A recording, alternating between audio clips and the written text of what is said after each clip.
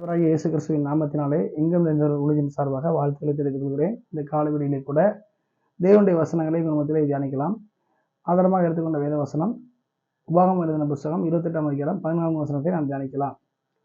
இந்த செய்தியுடைய தலைப்பு என்ன வந்து சொன்னால், வாளாக்காமல் தலையாக்கும் கர்த்தர் என்கிற தலைப்பை நாம் பார்க்கலாம். வாள் என்று சொன்னால் கடைசின்னு அர்த்தம், தலை என்று சொன்னால் முதல் நிலைன்னு அர்த்தம். அப்போ என்ன சொல்றாரு, வாளாக்காமல் தலையாக்குவார் அப்படின்னா கடைசியாக இல்லை, முதன்மையான நிலையிலே ஆக்குவார்னு அர்த்தம். அப்போ முதல்வனாக ஆக்குவார்னு அர்த்தம். அப்போ அதுதான் நீங்கள் நம்ம தலைவர் பார்க்க போகிறோம். வாளாக்காமல் தலையாக்குவார்னா முதல்வனாய் ஆக்குவாரை தவிர கடைசியானவனாய் ஆக்க மாட்டார், அதுதான் அர்த்தம். அப்போ இன்றைக்கு இதை தான் நம்ம தியானிக்க போகிறோம். அப்போ முதல் நிலைனா என்ன, முதன்மையானவனா என்ன, கடைசியானவனா என்ன?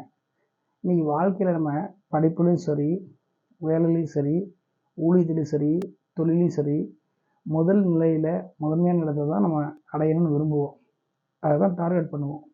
யாருமே கீழாக கடைசியில் போகணும், பிந்தி போகணும் விரும்ப மாட்டோம். அப்போ பிந்தி போகிறத நம்ம அருவருப்பாக நினைப்போம், அதை விரும்ப மாட்டோம். முன்னாடி வரணும் தான் விரும்புவோம். அப்போ முந்தி வரணும் தான் விரும்புவோம். அப்போ ஒரு உலக பிரகாரமான ஒரு வேலையாக இருந்தாலும் சரி, கல்வியாக இருந்தாலும் சரி, படிப்பாக இருந்தாலும் சரி, தொழிலாக இருந்தாலும் சரி, ஊழியமாக இருந்தாலும் சரி, நாளுக்கு நாள் ஒரு முன்னேற்றத்தை, ஒரு முன்னாடி போகக்கூடிய நிலையை தான் விரும்பி செய்வோம்.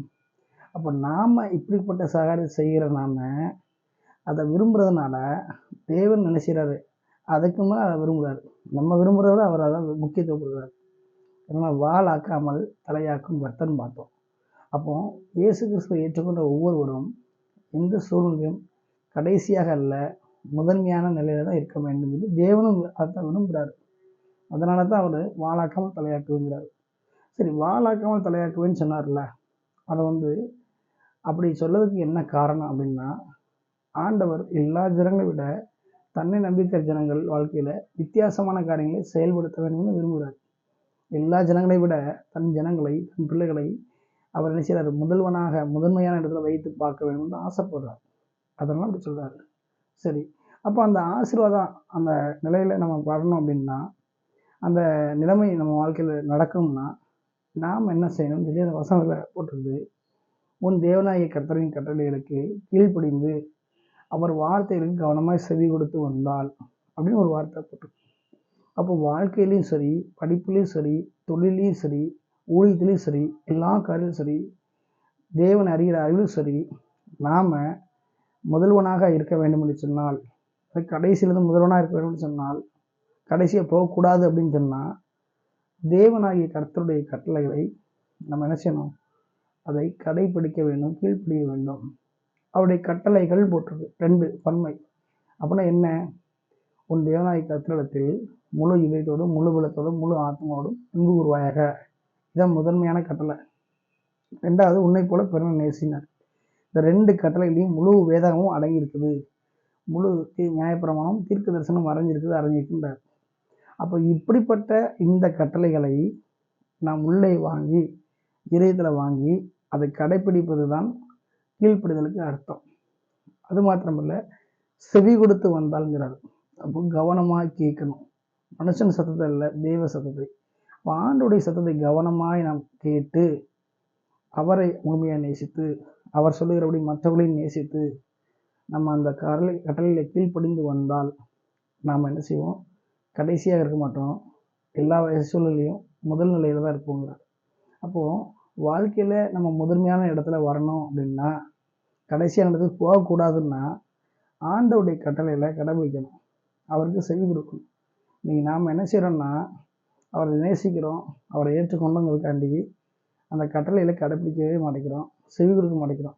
கேட்டால் நம்ம அப்பா தானே அப்படின்னு ஒரு அலட்சியமாக அசால்ட்டாக நினைக்கிறோம். ஆனால் அப்படி கிடையாது. தேவனுடைய வார்த்தைகளுக்கு செவி கொடுத்து அவர் கட்டளைகளை கடைபிடிக்க வேண்டும். செவி கொடுக்கறது வேற, கட்டளை கடைபிடிக்க, கமான் கண்டிப்பாக செய்யணும், மாற்றக்கூடாதுன்னு அர்த்தம். ஆனால் பல நேரங்களில் ஊழியமாக இருந்தாலும் சரி, அல்லது கல்வியாக இருந்தாலும் சரி, தொழிலாக இருந்தாலும் சரி, இல்லை வேலையாக இருந்தாலும் சரி, ஒரு குடும்ப உறவாக சரி, திருமண விஷயம் சரி, தனிப்பட்ட காரியம் சரி, எதுவாக இருந்தாலும் சரி, கட்டளை அப்படின்ற மாதிரி வரும்போது அதில் தான் நம்ம தடுமாற்றம் அடையலாம். நம்ம சுயலாபத்துக்காக, நம்முடைய இஷ்டத்துக்கு ஏற்ற மாதிரி, நம்முடைய மனசாட்சிக்கு பிடிச்ச மாதிரி அந்த கட்டளையில் கொஞ்சம் ஓரமாக ஒதுக்கி வச்சுட்டு அந்த வேலையை மன்னிச்சுக்கிறோம், நீங்கள் சொல்கிற ரைட்டு தான், இருந்தாலும் பிடிக்கலன்னு சொல்லி மாற்றிக்கிறோம். அதனால தான் நம்ம கடைசியாக பண்ணுறோம், முதன்மையான நிலை வரமாட்டேங்கிறோம். பல நேரங்களில் பல விஷயங்களில் நம்ம மேலே பெரிய தப்பு இருக்குது. என்னென்னா, கடைசியாக போக காரணம் என்ன, முதல்ல வராமல் போக காரணம் என்னென்னா, தனக்கு சாதகமாக வசனத்தை மாற்றிக்கிறோம், நமக்கு சாதகமாக கடவுளை யூஸ் பண்ணுற மாதிரி பண்ணிக்கிறோம். அப்புறம் எப்படிங்க அப்படி இந்த வார்த்தை நிறைவேறும்?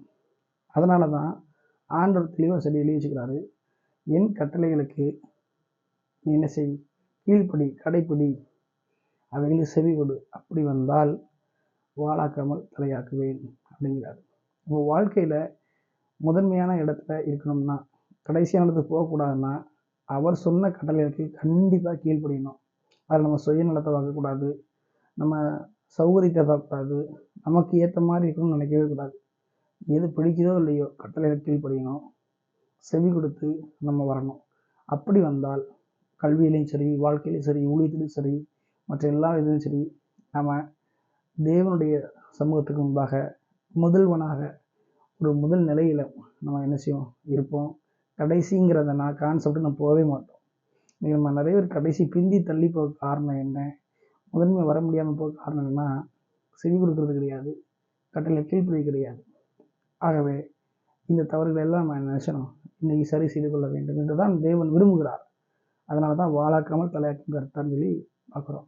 என்றைக்குமே தான் பிள்ளைங்க கடைசியாகவே இருக்கணும்னு நினைக்க மாட்டார், அது முன்னாடி வரும் தான் நினைப்பார்.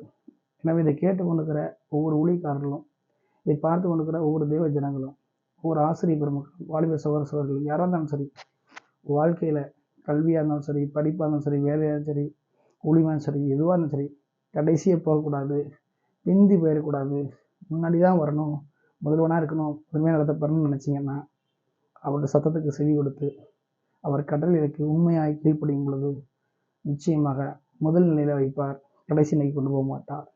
அதுதான் வாழாக்காமல் தலையாக்கும் கருத்தை சொல்லி பார்க்குறோம்.